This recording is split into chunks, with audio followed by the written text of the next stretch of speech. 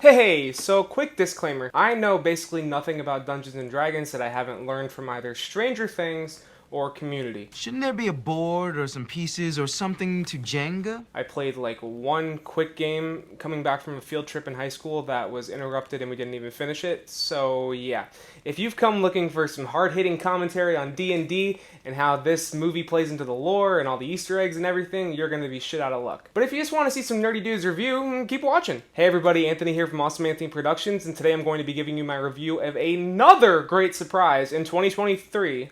I almost said 2024, Dungeons & Dragons Honor Among Thieves. But before we get started, you know exactly what to do. Please leave a like and subscribe so you never miss any of my new reviews. Now let's get into it. Dungeons & Dragons Honor Among Thieves centers on Chris Pine's Edgin the Bard, a widow and harper-turned-thief that spends his days adventuring and stealing from the rich with his crew while being a pretty charismatic and musical leader. There's also his daughter Kira, played by Chloe Coleman. I'm not going to say anything else about that character because they didn't really bring her up in the trailers, but she's a pretty big part of the story. Michelle Rodriguez is Holga Kilgore, a badass barbarian with a heart of gold and a knack for busting everyone's balls when they're trying to be subtle or hide something from someone. Justice Smith Simon, a semi-gifted sorcerer with crippling self-confidence issues. Sophia Lillis is Doric, a druid that can transform into whatever animal she wants whenever she wants. And I'm so sorry that I'm going to mispronounce this. Rage John Page's Zank, a noble paladin with an honorable calling to help whomever he can, even if he has no sense of humor or sarcasm, which kind of reminds me of an MCU hero we all know so well.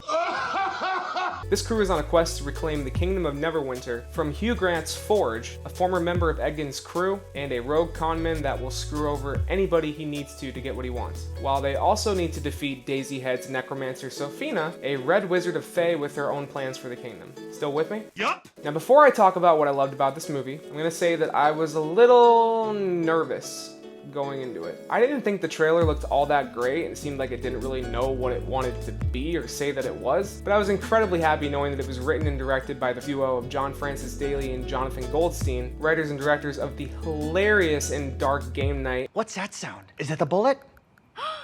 That's bone. What? And one of my favorite superhero movies, Spider-Man Homecoming. So I went from being a little weary to being excited until I saw an article about how when writing this film, they decided to emasculate Chris Pine's character as much as possible because they thought it was funny.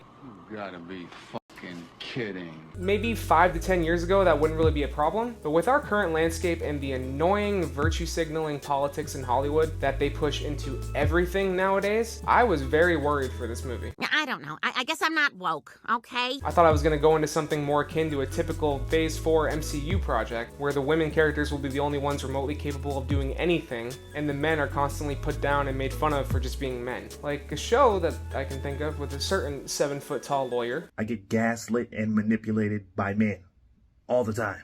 So I was trapped on a planet for 2 years. Thankfully, and trust me, I am so happy to say this, that is not the case here. Dungeons & Dragons Honor Among Thieves is fun, funny, exciting, thrilling, and even a tad emotional. And aside from a few small issues I had with it, that all holds up through the entirety of this fast-paced 2 hours. To start with the characters, everyone in the cast was impeccably picked for their roles, and their talent, along with the strength of Daly and Goldstein's script and direction, really goes above and beyond in helping this world of monsters, magic, and acidic gelatinous cubes A gelatinous cube!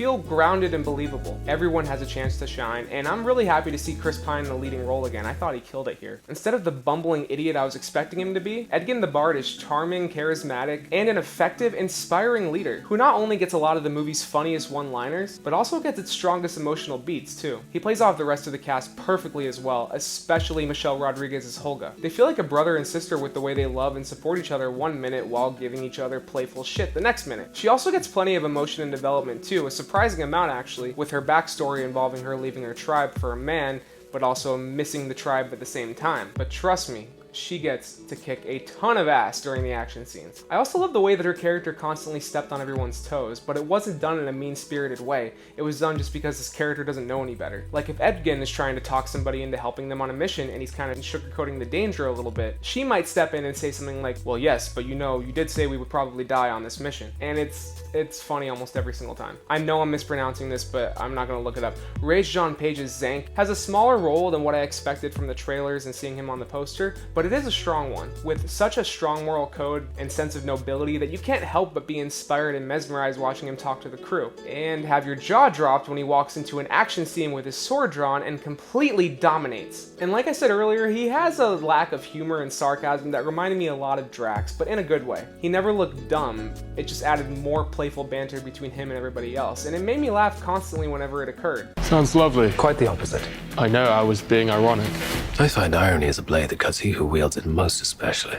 You're not a lot of fun, are you? Sophia Lillis as Doric is honestly the weakest character here in my opinion, with only a couple throwaway lines regarding her backstory and a tenuous connection to the group. I mean, her and Zank don't even start in the group, they have to be added throughout the movie. We know from the It movies that Sophia Lillis is a great actress, but she keeps the same kind of blank expression through the whole movie and is pretty emotionless with all of her delivery. Though I will say that her action and transformation scenes are constantly exciting, even if the CGI isn't always the best. There's definitely more potential from this character in a sequel, and I would love to see it. Can't wait to see it, alright? The last member of the Bard's crew is easily my favorite, Justice Smith as Simon. His lack of confidence in himself and his abilities is written in a very relatable way, especially for anybody that's ever dealt with any kind of self-doubt in their life. And though this leads to some funny dialogue between the rest of the crew, they never really make fun of him for his self-confidence issues. And the movie takes his anxieties seriously, making him even strong of a character with much more development than if he was just the butt of a joke every 5 minutes because he was off moping in a corner or something. I'm upset. Louder!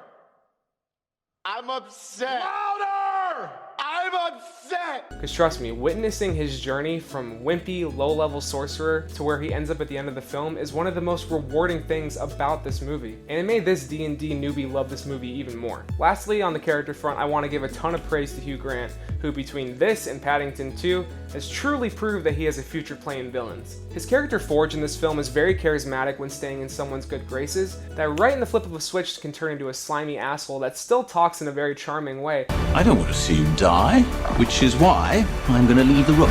I just wish we got a little more closure with this character, though I'm sure they're planning a sequel, so we'll probably see him again. As for Daisy Head's Sophina, she's definitely well designed and creepy, but she has the least amount of writing, motivation, development, anything out of anybody in this film, and she felt more like the side muscle for hire than an actual villain, which is another one of my small complaints about the movie.